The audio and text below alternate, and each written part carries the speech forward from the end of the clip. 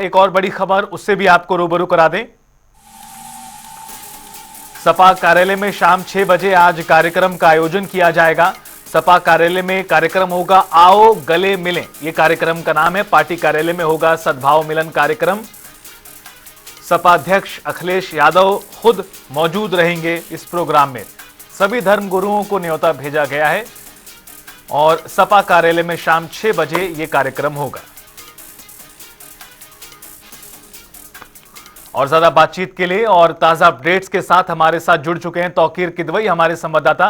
Tauqeer, Samajwadi party के कार्यालय में यह कार्यक्रम होगा, नाम से ही जाहिर है आओ गले मिले। सद्भाव कार्यक्रम के जरिए सपा क्या संदेश देना चाह रही है?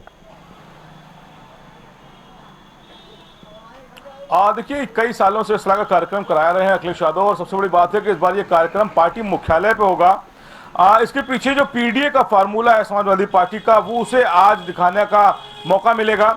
यानी कि पिछड़ा, दलित और अल्पसंख्यक समुदाय के जो लोग हैं उनको इस में बढ़ चढ़ कर न्योता दिया गया है। सबसे बड़ी बात है कि जो सबसे ज्यादा इस समय चर्चित और विवादित नाम है वो रामजी लाल सुमन का है, जो सांसद हैं, और राणा सांगा पर दिए गए एक बयान को लेकर उनका विरोध भी हो रहा है। कल भी लखनऊ में भारी भरकम विरोध देखने को मिला था। माना यह जा रहा है कि रामजी लाल सुमन भी आज इस कार्यक्रम में बुलाए गए हैं, उन्हें भी इस कार्यक्रम में शामिल होना है। और इसके अलावा इरफान कादरी हैं जो राष्ट्रीय अध्यक्ष अल्पसंख्यक मोर्चा के, वो भी आज इस कार्यक्रम में शामिल होंगे। और इसके अलावा ओबीसी मोर्चा के जो प्रदेश अध्यक्ष हैं कश्यप, वो इसमें, तो ये बहुत सारे ऐसे नेता हैं जो आज इस कार्यक्रम में नजर आने वाले हैं। अखिलेश यादव संदेश भी देंगे आज यहाँ से, पीडीए का संदेश, यानी कि जो चाहे वो वक्फ संशोधन बिल का मुद्दा हो या अल्पसंख्यकों के जो मुद्दे हैं उसको लेकर चर्चा होगी। और इसके अलावा वो सभी नेताओं के साथ टेबल टू टेबल जाकर बैठकर बात भी करेंगे और एक तरीके से एक संदेश देने की कोशिश होगी कि सभी समुदाय समाजवादी पार्टी के साथ हैं और 2027 का एक तरीके से यहाँ से बिगुल भी फूका जाना है। एक मैसेज देना है कि 2027 का जो चुनाव होगा वो पीडीए के आधार पर होगा, यानी कि पिछड़ा, दलित और अल्पसंख्यक जो है वो समाजवादी पार्टी के साथ नजर आने वाला है। तौकीर, एक सवाल इस मामले को लेकर यह भी बन सकता है कि जिस तरह से कांग्रेस, समाजवादी पार्टी, सारी ओपोजिशन की पार्टियां बीजेपी पर, सत्तारूढ़ पर यह आरोप लगाती रही हैं कि एक तरह से अराजक स्थिति पैदा करने की कोशिश की जाती है, लोगों को आपस में लड़ाया जाता है। और इससे पहले राहुल गांधी की भारत जोड़ो यात्रा, मोहब्बत की दुकान जैसे स्लोगन, और उसके बाद अखिलेश यादव का आओ गले मिले कार्यक्रम, ये एक तरह से आगे की रणनीति को भी स्पष्ट करता है।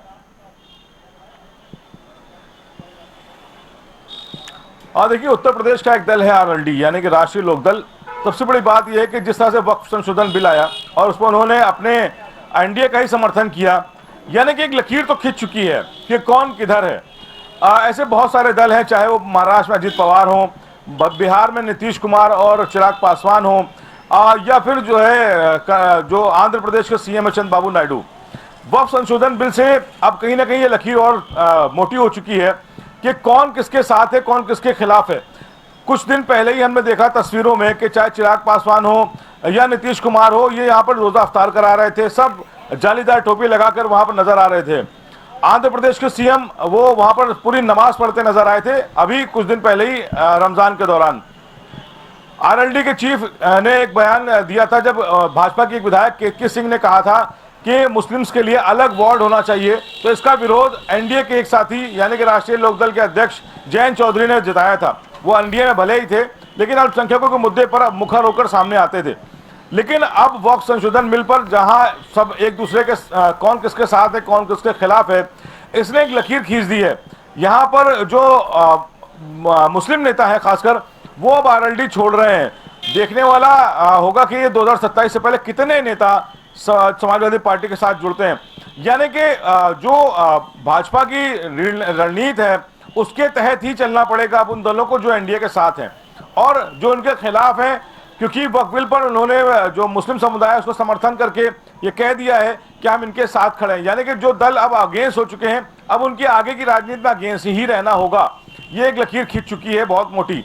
अब ऐसे में जयंत चौधरी की जो पश्चिम यूपी की जो बेल्ट है, अब वहां पर ही समाजवादी पार्टी सबसे ज्यादा फोकस करेगी कि मुस्लिम बड़े नेताओं को अपनी पार्टी में शामिल करा के पश्चिम यूपी को मजबूत किया जाए।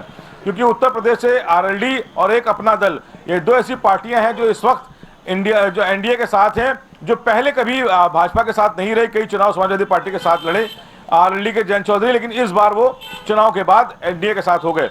तो जाहिर तौर पर पश्चिम यूपी सबसे ज्यादा फोकस करने के लिए उत्तर प्रदेश में होगा। इसके अलावा जो नेता नाराज नेता होंगे अलग अलग दलों के, उनको भी समेटकर एक नई रणनीति पर समाजवादी पार्टी फोकस करेगी। फिलहाल आज ये संदेश दिया जाएगा, कल भी चित्रकूट के 1982 से जो बहुजन समाज पार्टी के साथ जुड़े थे दद्दू प्रसाद, वो कल पार्टी में शामिल हो गए।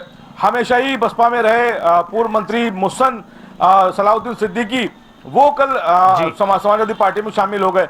यानी कि जो अब जो नाराज वोटर जो लोग हैं, वो समाजवादी पार्टी उनको ऊपर फोकस करेगी कि उनको अपने दलों में शामिल कराए। और इस तरह के कार्यक्रम, यानी कि आओ गले मिले जैसे कार्यक्रम, ये संदेश देना चाहेगा कि हम लोग सबको, सभी दलों, सभी धर्मों के जो नेता हैं उनको समेट कर राजनीति करते हैं। यानी कि 2027 में वही जो पीडीए का फॉर्मूला है उस पर अखिलेश यादव चलते नजर आएंगे।